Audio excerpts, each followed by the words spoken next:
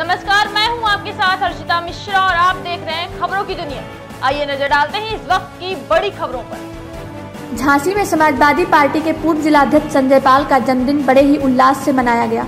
Samajwadi party के कार्यकर्ताओं ने पुष्प भेंट कर बधाई दी। संजय पाल ने अपने जन्मदिन पर 2022 में अखिलेश यादव को मुख्यमंत्री बनाने का संकल्प लिया। शामिल रहे राज्यपाल जूदेव, पूर्व राष्ट्रीय सचिव समाजवादी पार्टी लोहिया वाहिनी ब्रजेश पाल, अभिषेक सेजवार, नाजिम सिद्दीकी, युवा नेता समाजवादी पार्टी सुमित परिहार ने संजय पाल को जन्मदिन की बधाई दी। सभी शामिल कार्यकर्ताओं ने समाजवादी पार्टी की सरकार बनाने का संकल्प लिया।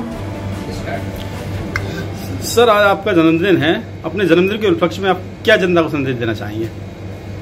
सबसे पहले तो आपको बहुत बहुत धन्यवाद कि आप मेरे जन्मदिन के उपलक्ष्य में हमारे पास आए और हमारे विचार सुनने के लिए आपने यहाँ पे आकर बात रखी। मैं अपने जन्मदिन के उपलक्ष्य में सबसे पहले तो ये संदेश देना चाहता हूँ कि जन्मदिन प्रत्येक व्यक्ति के जीवन में प्रतिवर्ष आता है, तो कहीं ना कहीं जब जन्मदिन आता है तो जन्मदिन के उपलक्ष्य में वो अपनी पुरानी जो गलतियां हो गई या आगे जो हमें कार्य करना है तो किस दिशा में कार्य करके अपने लोगों का या अपने समाज का हित करने के प्रेरणा का दृढ़ संकल्प लेना चाहिए। तो आज जन्मदिन के उपलक्ष्य में मैं अपने सबसे पहले तो जिन इष्ट मित्रों ने, मेरे रिश्तेदार, परिवार, सभी लोगों को मैं हार्दिक तहे दिल से बधाई देना चाहता हूं कि जिन्होंने प्रत्यक्ष अप्रत्यक्ष रूप से मेरे से संपर्क कर मेरे सामने फेसबुक के माध्यम से, व्हाट्सएप के माध्यम से मुझे जन्मदिन की शुभकामनाएं दी। उनके लिए, उन्हीं सभी भाइयों और बहनों के लिए मैं हार्दिक आभार व्यक्त करना चाहता हूं।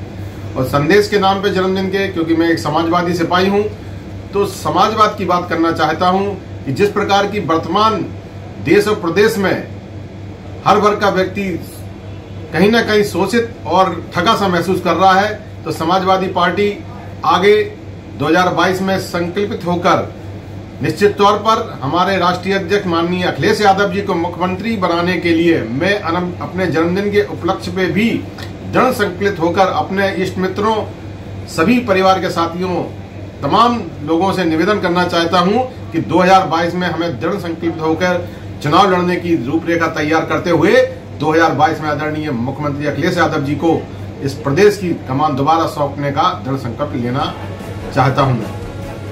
ठीक है सर, धन्यवाद।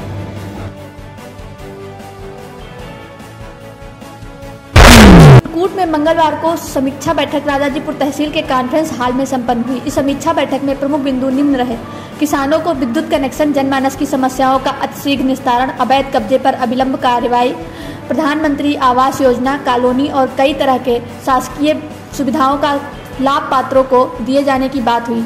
सभी संबंधित विभागों के विभागीय अधिकारी को निर्देशित किया गया है, जिसमें नंद गोपाल नंदी, मंत्री उत्तर प्रदेश सरकार प्रभारी चित्रकूट, चंद्रिका प्रसाद उपाध्याय, PWD राज्य मंत्री, भारतीय जनता पार्टी जिलाध्यक्ष चंद्र प्रकाश खरे एवं अन्य विभागीय अधिकारी मौजूद रहे। पूरे प्रदेश में एक जैसा विकास हो, ये समाजवादी पार्टी बसपा की तरह से बात नहीं है कि एक जिला VIP है, एक जिला ये VIP है, वहीं पर सारी सुख सुविधाएँ। आप सबको मालूम है ये देश ही नहीं, पूरी दुनिया का भूमंडल कोविड के प्रभाव से अछूता नहीं रहा है। हम सबका परम सौभाग्य है कि देश की बागडोर नरेंद्र मोदी के हाथों में थी, जिन्होंने कोविड का प्रबंधन इस तरह से किया।